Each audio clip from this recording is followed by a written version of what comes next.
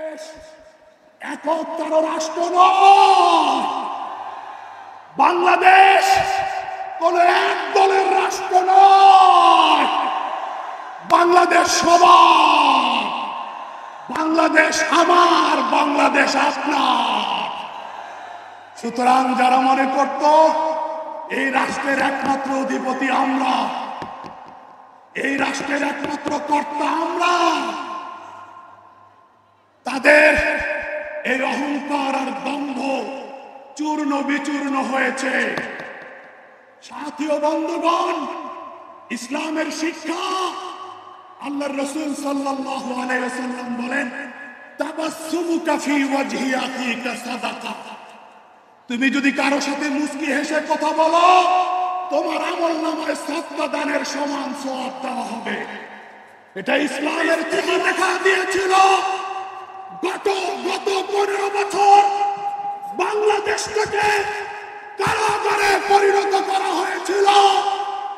আমাদের ছাত্র জনতার সফল গণ অভ্যুত্থানের মধ্য দিয়ে শহীদ আবু সাঈদের হৃদয়ের মধ্যে রক্তদানের মধ্য দিয়ে বাংলাদেশ মুক্ত হয়েছে এই দুঃশাসনের জগদ্দল পাথর থেকে। তাই আমি বলি, হেফাজতের সমাবেশে আবু সাঈদ তোমায় মনে পড়ে। হেফাজতের সমাবেশে মুগ্ধ তোমায় মনে পড়ে।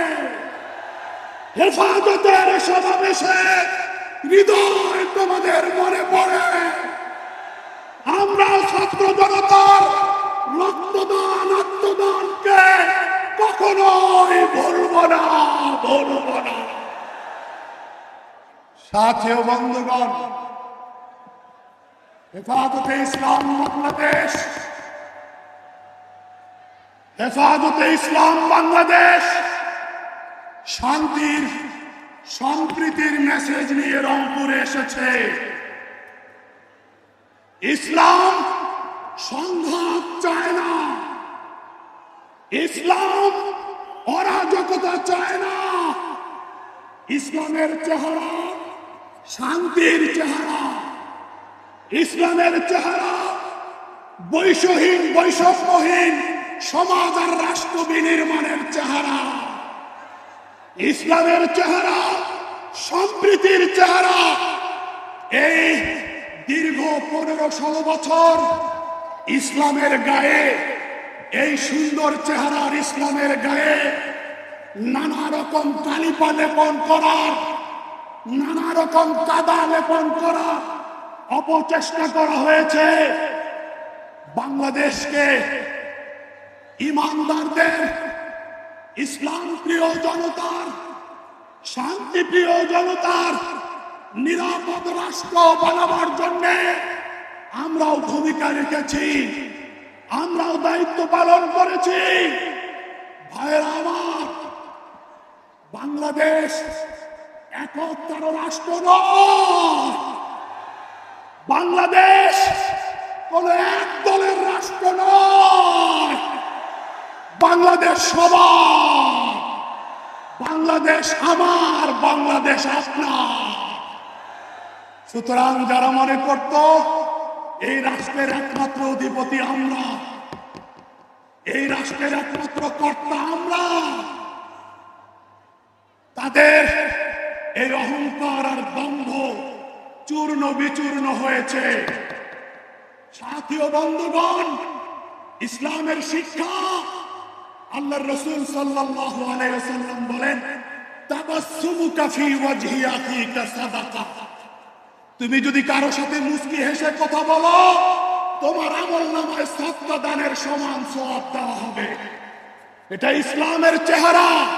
আল্লাহর রাসূল সাল্লাল্লাহু আলাইহি ওয়াসাল্লাম বলেন, ইফরাদুকা মিন দালবিকা ফি দালবি আখিকা সাদাকা। তুমি পানি সংগ্রহ করেছো, তোমার সংগ্রহ করা পানি যদি আরেক ভাইকে দিয়ে দাও, তোমার আমলনামায় সাদকার সমান সওয়াব দেওয়া হবে। আল্লাহর রাসূল সাল্লাল্লাহু আলাইহি ওয়াসাল্লাম বলেন, তুমি যদি কোনো অন্ধকে রাস্তা পার করে দাও, তোমার আমলনামায় সাদকার সমান সওয়াব দেওয়া হবে। অজানা মানুষকে রাস্তা বলে দাও, তোমার আমলনামায় সদকা দানের সমান সওয়াব দেওয়া হবে। এত সুন্দর চেহারার ইসলামকে যারা কুলুষিত করতে চেয়েছে, এত সুন্দর ইসলামকে যারা বারবার জঙ্গি ট্যাগ দিয়ে কুলুষিত করবার চেষ্টা করেছে, তাদের চক্রান্ত, তাদের ষড়যন্ত্রের দাঁত ভাঙা জবাব দিয়েছে জনতা। এই জবাব দেওয়ার ধারাবাহিকতা আগামীতে অব্যাহত থাকবে কিনা? যারা জবাব দেওয়ার জন্য প্রস্তুত হাত তোলুন। আমরা বাংলাদেশ ইমানদার ইসলাম প্রিয় জনতার, শান্তি প্রিয় জনতার, যারা শান্তি চায়, নিরাপত্তা নিয়ে বসবাস করতে চায়, আমরা সবার জন্য বাংলাদেশকে একটি নিরাপদ, কার্যকর, সফল রাষ্ট্র হিসেবে দেখতে চাই। হেফাজতে ইসলাম বাংলাদেশ নবগঠিত অন্তর্বর্তী সরকারকে সর্বাত্মক সহযোগিতা করবে।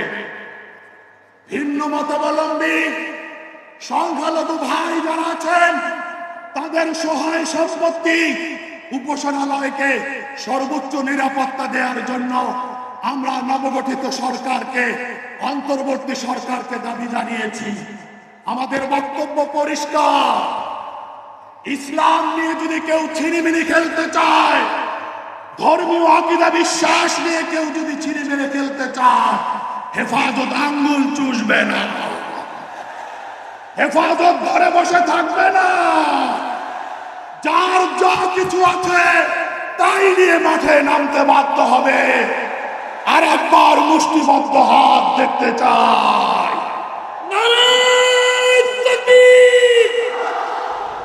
ইসলাম ছাড়া অন্য কিছু। ভাইরা আমার, সর্বশেষ যে আয়াতে কারিমা তেলাওয়াত করেছি, আল্লাহ বলেন যারা জালিম, যারা শিরিক করে, যারা পাপিষ্ঠ, তাদের দিকে একটুও ঝুঁকতে পারবা না, একটুও না। সুতরাং যারা জুলুমের অন্ধকারে নিমজ্জিত, যারা অনাচারের অন্ধকারে নিমজ্জিত, যারা অত্যাচারের স্কিম রোলার চালিয়েছে, তাদের প্রতি কোনো মায়া কান্না দেখানো যাবে না, তাদের প্রতি কোনো ভালোবাসা দেখানোর সুযোগ নাই। তারা ইসলামের শত্রু, তারা দেশের শত্রু, তারা জাতির শত্রু। শত্রুকে শত্রু হিসাবে আগে চিহ্নিত করব। রাজি তো সবাই? আল্লাহ হেফাজতের এই জনসমুদ্রকে কবুল করে নিন। আল্লাহ আগত মেহমানদের হায়াতে আমলে বরকত দান করুন। নাসরুল মিনাল্লাহ।